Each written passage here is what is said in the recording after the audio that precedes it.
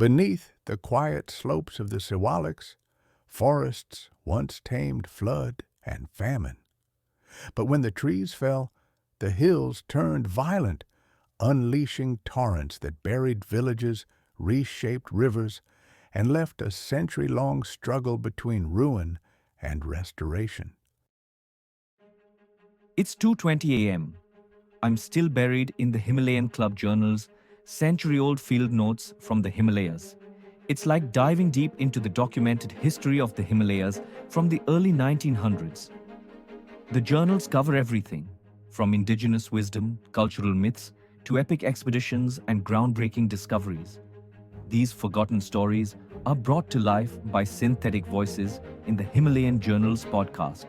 Subscribe, zone out, binge, and pass it to a fellow mountain junkie. To the casual observer, the Siwaliks are merely a name, a low, inconspicuous range of foothills stretching along the edge of the Himalaya. Yet, hidden in their slopes and valleys is a quiet drama, one that has shaped the land and lives of the Punjab plains for over a century. The story of the Siwaliks is a story of water, soil, and the slow, relentless power of erosion. Mountains in every part of the world serve as reservoirs and regulators of water. In northern India, winter snow falls on the inner hills while the outer slopes remain dry. As spring and early summer arrive, melting snow feeds streams and rivers gradually. Then come the summer monsoons, and rain from the Bay of Bengal strikes the mountains, giving up moisture along successive ridges. Some is absorbed, but much runs off into countless streams that feed the plains below. The forests of the mountains act as nature's moderators, slowing the water, absorbing moisture, and protecting the soil from the erosive power of rainfall. Without this green covering, rainwater rushes unchecked down slopes, carrying soil with it, leaving barren rock, and unleashing floods downstream. Forests play a critical role in maintaining balance. They reduce the speed and force of surface runoff, conserve soil moisture, and shield the earth from erosion. Roots bind soil, humus layers absorb water, and even in heavy rain, the flow of water is moderated. When these protections are removed, as happened in the Siwaliks, torrents begin to form. Two forms of erosion emerge: gully erosion, which carves channels into the hillsides, and sheet erosion, which washes away the soil over open surfaces. When slopes are steep, soil friable, and forests sparse, landslips occur, deposits choke rivers, fields lose fertility, and floods rise far above normal levels. The Siwaliks themselves are composed of soft, unconsolidated sand rock, clays, and pebbly conglomerates. In Hoshiarpur, these rocks dominate, forming steep, fragile slopes prone to erosion. The southern faces of the hills are bordered by cultivated land, amplifying the effects of runoff. Here, torrents known locally as choes develop, sudden floods that carry enormous amounts of water and sediment onto the plains. The floodwaters deposit sand and silt, forming characteristic fan-shaped detrital cones. And as the torrents spread across flat farmland, they destroy crops, fill irrigation channels, and render once fertile soil sterile.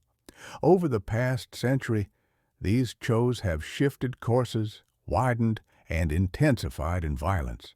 Historically, the forests of the Siwaliks were protected under the Mughals, and later under Ranjit Singh. Peasants had access to land and sustainable grazing, but once forests came into the hands of small landlords and British administrators, deforestation accelerated. Trees were felled, shrubs grazed to nothing, and in a few decades, the hills were left bare. By 1879, observers described miles of mud-colored crests and denuded slopes, Choes intensified, cultivation was lost, and villages faced financial ruin. Between 1852 and 1897, cultivated land under choe beds in Hoshiarpur rose from 48,206 acres to 94,526 acres.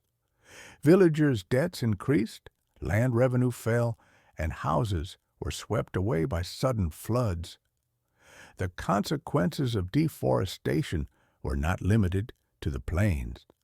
By the early 20th century, the water table was falling steadily in Hoshiarpur and Jalandhar, exacerbated by decreased rainfall, increased well use, and the erosion of hill slopes. Subsoil water from the Siwaliks was interrupted, and streams that once flowed year-round now ran only during floods. Attempts to contain the choes with bunds largely failed. As the torrents carried vast quantities of sand and water, experts concluded that only reforestation could restore the balance, replace the vegetable cover, and stabilize the hills. Efforts began slowly. Goats were removed and grazing restrictions introduced. Grass and shrubs were planted to counter sheet erosion, and trees began to return. Villagers were taught to stall feed cattle, manage pastures, and reclaim sterile land. Over time, these measures allowed choes to be canalized between tree-lined banks, and some success was achieved in restoring vegetation, improving soil fertility, and reducing flood damage. The hills, if managed carefully and continuously, could once again serve as nature's reservoirs, their forests slowing runoff, enriching the plains, and reclaiming land that had been lost to decades of erosion. The story of the Siwaliks is thus a story of human action and natural consequence, of how the removal of forest from fragile hills can unleash destructive forces, and how, with patience and systematic effort, the land can be healed. In the end, it is a lesson in balance, reminding us that even the lowliest foothills play a vital role in the life of a region, and that their preservation is essential for the prosperity of those who dwell below.